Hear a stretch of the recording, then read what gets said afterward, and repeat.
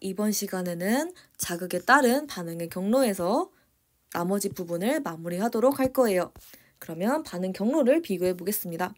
의식적 반응은 예를 들면 원하는 만큼 물을 따르는 행위를 떠올릴 수가 있을 거예요. 그래서 원하는 만큼이죠. 그래서 의식이 있고요. 의지가 있습니다. 그래서 의식과 의지가 있기 때문에 얘는 대뇌가 관여하더라 이렇게 떠올리시면 되고요. 그 다음에 무조건 반사 예시 볼게요. 얘는 뜨거운 주전자에 손이 닿으면 바로 뗀다. 이거 무조건 반사였죠? 그리고 발 예시 들어볼게요. 발바닥에 압정이 닿으면 바로 떼는 거. 이것도 무조건 반사 떠올리시면 돼요. 그래서 뭔가 키워드가 순간, 바로 이거면 무조건 반사고요. 원하는 만큼 의지를 가지고 이렇게 하면 의식적이다 떠올리시면 돼요. 그래서 이 부분은 한번 이 그림을 참고하시면 더 익숙하게 아실 수 있을 겁니다. 그리고 네 번째로 자극이 척수를 거치는지 판단하는 기준을 한번 살펴보도록 할게요. 얘는 기준이 바로 목입니다. 목을 기준으로 척수를 거치는지 안 거치는지가 결정이 돼요. 그래서 목이 기준인데 만약에 목 위쪽 부분이잖아요. 그러면 척수를 거치지 않고 바로 대뇌로 전달이 되고요. 반면에 목 아래쪽 있죠? 목 아래쪽 부분은 척수를 거쳐요. 그 다음에 대뇌로 전달이 됩니다. 그래서 척수 거치는지는 기준이 목이다 이거 기억을 해주시면 돼요. 그래서 이 그림을 봐도 만약에 목 위쪽이다 라고 하면요. 척수 안 거치고요. 목 아래쪽이다 라고 하면 척수를 거칩니다. 그래서 이 예시들도 참고를 하면 더 이해가 쉬울 거예요. 네, 그리고 여기까지 해서 문제집 내용이 마무리가 되는데 조건 반사, 무조건 반사도 비교를 하면 지식적으로 좋아서 한번 조건 반사, 무조건 반사 비교하는 것도 알아보도록 할게요. 무조건 반사는 앞에서 배웠죠. 근데 조건 반사라는 것도 있어요. 이 조건 반사라고 하는 건 선천적이지 않고 후천적이에요. 이 무조건 반사는 선천적이었어요. 앞에서 선천적이라고 했는데 조건 반사는 후천적으로 습득이 돼요.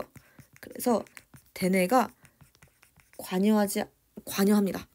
관여를 해가지고 얘는 대뇌가 중추다라고 기억을 해주시면 돼요. 대표적인 예시가 파블로프의 개라는 예시가 있어요. 아마 잘 알 것 같은데 개에게 음식을 줄 때마다 종소리를 울려요. 근데 이걸 계속 반복을 하잖아요. 그러면 나중에는 종소리만 울려도 개는 음식을 줄 것이라고 기대하며 침을 흘린다라고 기억하시면 돼요. 그래서 처음에는 음식을 보면 침을 흘리죠. 근데 종소리 보면 침 안 흘려요. 근데 계속 음식을 줄 때마다 종소리를 울립니다. 그러면 그때는 걔는 일단은 음식이 있으니까 침 분비하거든요. 맛있겠다 하면서 종소리가 울리든 말든 일단은 음식이 있으니까 침을 분비해요. 근데 이 작업을 계속 반복하잖아요. 음식 줄 때마다 종소리 울리고 이거를 계속 반복을 하면 나중에 음식 안 주고 종소리만 울려요. 그래도 걔는 침을 흘리게 됩니다. 이렇게 된 게 바로 후천적으로 습득한 거죠. 걔는 태어날 때는 음식만 보고 맛있겠다라고 하는 걸로 태어났어요. 종소리 보고는 어쩌라고 이렇게 태어났거든요. 근데 갑자기 이렇게 학습을 시켜놓으니까 종소리 울리면 침 흘리게 바뀌었습니다. 그래서 후천적이에요. 선천적인 게 아니에요. 그렇기 때문에 얘네들은 그 자극이 없어지잖아요. 즉, 이 학습 과정을 점점점 안 하게 돼요. 그러면 사라집니다. 계속 음식과 종소리 이렇게 매칭을 안 시키고 이렇게 훈련을 하는 과정을 점점 없애잖아요. 그러면 이 과정이 사라지죠. 이 과정이 사라지면 앞으로 개는 종소리가 울려도 침을 분비 안 하게 돼요. 그래서 후천적으로 습득한 만큼 학습을 지속적으로 하지 않으면 이 학습이 사라져요. 그래서 조건 반사는 무조건 반사와 다르게 계속 학습하지 않으면 종소리가 울려도 더 이상 침을 분비하지 않게 된다라고 기억을 하시면 돼요. 반면에 이제 무조건 반사는 앞에서 말씀드렸다시피 선천적이에요. 그래서 얘네들은 사라지지 않아요. 뭐 예를 들어서 우리 선천적 반사에 무릎 반사 있죠? 이 무릎 반사가 내가 한동안 무릎 반사 안 한다고 해서 무릎 반사 사라지지 않아요. 내가 뭐 10년 후에, 20년 후에 무릎 반사 하죠? 그래도 무릎 반사는 훈련하지 않아도 남아 있습니다. 그건 선천적으로 가지고 태어났기 때문이에요. 얘는 대뇌가 관여하지 않죠?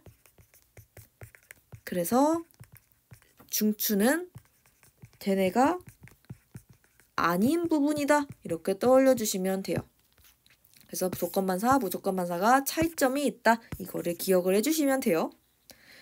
이거는 기억을 해주시면 되는데 이 아랫부분은 참고사항이에요. 근데 이거는 일상생활 속에 좀 궁금할 수 있는 부분일 것 같아서 준비를 해봤습니다.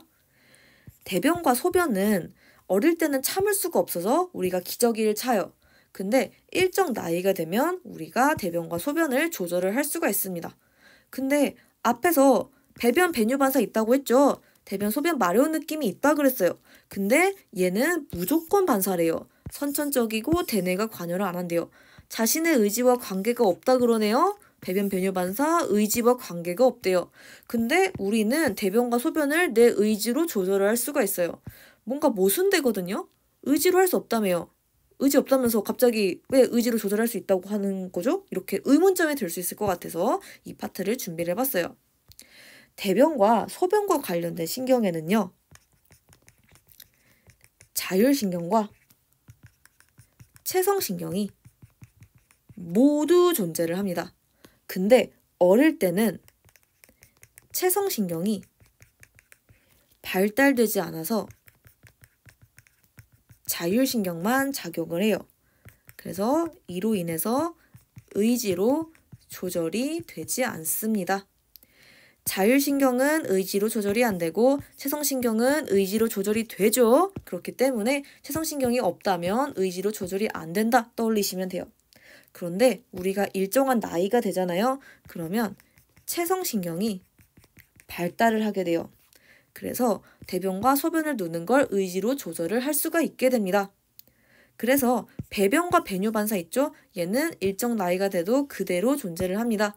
제가 앞에서 강조를 드렸던 부분이 대변 소변이 마려운 느낌이라 그랬어요. 대변 소변을 누는 게 아니고요. 마려운 느낌입니다.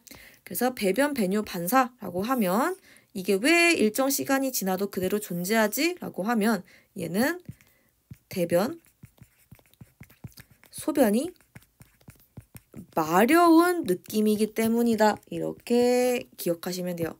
우리가 아기 때나 지금이나 대변, 소변 마려운 느낌은 있죠. 그렇기 때문에 배변, 배뇨, 반사는 항상 존재합니다. 선천적이기 때문이에요. 하지만 우리가 체성신경도 있어요. 그래서 체성신경을 가지고 의지로 조절할 수 있기 때문에 대변, 소변을 잘 참을 수 있다. 이렇게 떠올려 주시면 돼요.